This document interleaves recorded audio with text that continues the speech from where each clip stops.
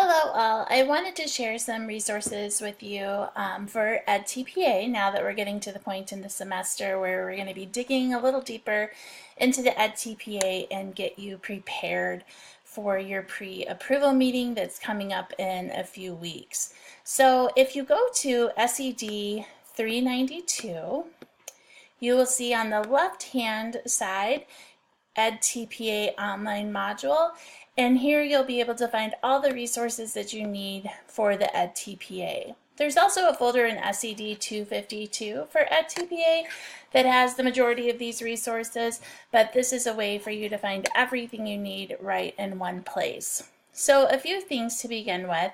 These are the 3 tasks of the edTPA: planning for instruction and assessment, instructing and engaging the focus learner, as well as assessing learning. I created for you an overview of the edTPA, more of like a pictorial representation, just to kind of help you keep it straight what each of the tasks are required for you to submit. So here you'll see edTPA task 1, 2, and 3. And then it goes a little more in depth about the kinds of things that are targeted in each task and what it is that you are trying to evidence. So if we go back to the main page, we have our tasks, what our overview is. Of course, we have our standards and how that relates to what we're doing. If you're really interested in standards, you can click here and connect to all of the Illinois Professional Teaching Standards, as well as CEC standards that connect to the edTPA. But next we're going to take a look at getting started and really getting to know the handbook. So each of you have a hard copy of your edTPA handbook. It's also in multiple places electronically throughout ReggieNet, but here is another link for you to access the edTPA handbook. And then what you're going to be asked to do is to review the edTPA handbook on your own and pose 2 questions that you have about the edTPA, and it could fit into the categories of task 1, task 2, task 3, or any general questions that you might have. I do just ask if you would put your name at the top of your submission so that I can just go back in, make sure that everyone submitted at least 2 thoughtful questions that evidence their deep thinking as they start to consider the edTPA. So if we go back, we're going to dig a little more into task 1 now. So we had the getting started. You'll see right under getting started there is the edTPA permission forms, and just wanted to point a few things out to you. I know many of you have already been sending your permission forms home. That's fantastic. So there's the edTPA form in English as well as in Spanish. And then these forms are forms that you are going to hang on to. You'll show them perhaps to your supervisor just to show them that you do have permission from your learners to be able to video record. But the form that you're actually going to submit on live text is this teacher candidate release form. So to protect the anonymity of your learners, we should never see the first and last names of any of the learners that are in your classroom. So you'll just submit this one form that will let us know that you have collected the appropriate permissions that you need in order to video. Please do be careful with this. There's the option of I do agree or I do not agree. So don't initial both. Read carefully and choose, make a selection of which one you agree with. And also make sure when you upload your document that you do make sure your signature is visible. Otherwise, we'll have to ask you to do that again. Moving back now and really moving on to task 1 this time. So here, planning for instruction and assessment, clicking on task 1 link.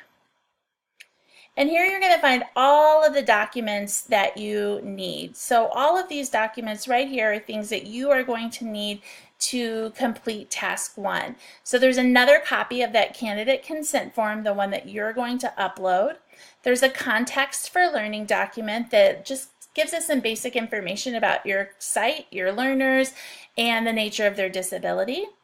There is a thought organizer. So this is kind of like a graphic organizer, so to speak, to help get your thoughts organized. The prompts are broken down a little more for task 1 and help ensure that you're answering all parts of the prompt because they are very dense.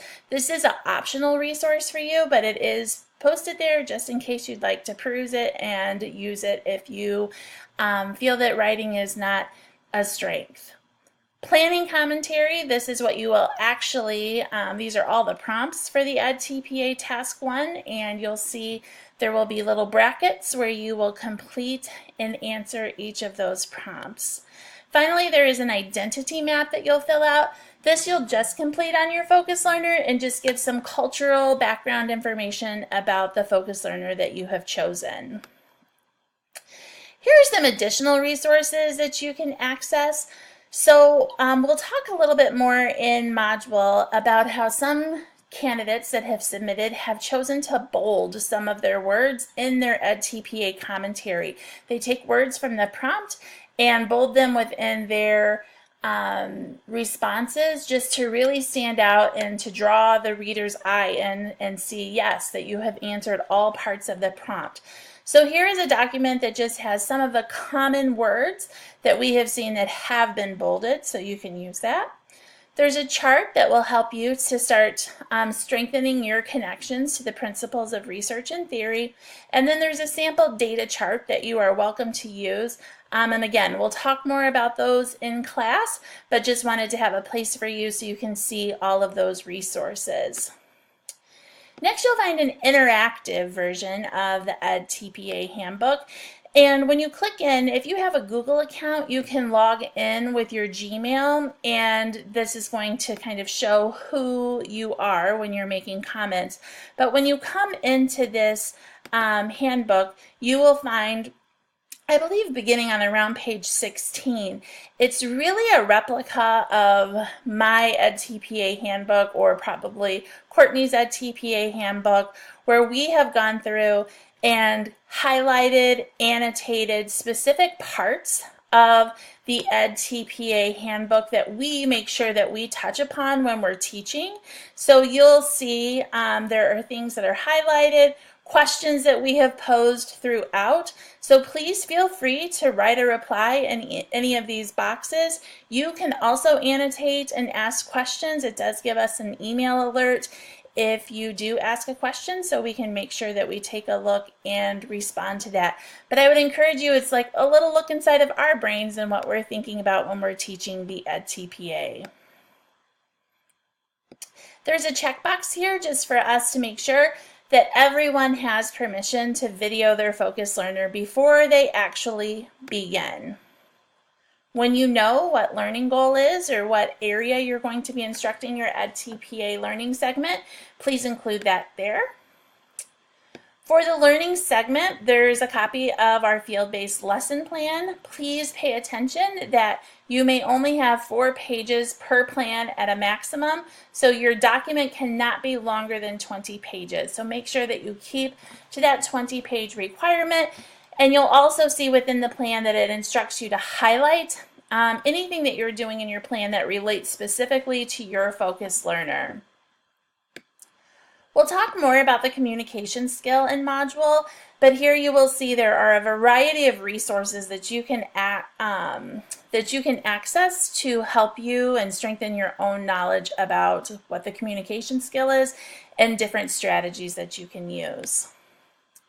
When it's time to submit task 1, here is a checklist of all of the documents that you should upload, and you'll upload it just like it is here, Part A, Context for Learning, and after that you'll put your initials and field base, and we'll talk why you have to add the field base part in module a little later. And then there's a folder with just an example for you of what the hard copy will look like that you submit in module on the day that it's due. Here to pay attention, this is the ISU rubric, so that's the one that is in your manual, not the Pearson manual or rubric that comes with your edTPA handbook. So there's a specific ISU rubric that you'll make sure that you submit. So that's task 1. And task 2, The majority of the items that we're going to be doing in task 2 actually will be completed on our edTPA pre-approval day. So while some people are meeting with their instructors to talk about their edTPA, you'll see you have an ed puzzle that you'll complete. There are some articles that we will review with a Google Drive document where you'll be annotating the strategies that you have learned about, some different activities. There's a video here that goes over all of the requirements for task 2 video. So this is really important for you to watch and make sure that you understand. And there is a little assessment there and a checklist again of what you will submit for task 2. And lastly, task 3 is your assessment of learning. And there's the commentary, the thought organizer, and then a checklist of what you will submit, along with a folder that shows everything now that you're going to be submitting for task 3 of your edTPA, since you'll have everything completed. And at the very end, if you're interested, a reference list of where these documents and things are taken from, so you can go straight to the source if you would like to find any information, additional information about these resources. So again, we'll be digging into the edTPA in the coming weeks during module, but just wanted to kind of provide an overview for you of the ReggieNet site. And as always, please bring your questions to Rectangular Table if you have any, and we would be more than happy to brainstorm and collaborate with you. Thank you.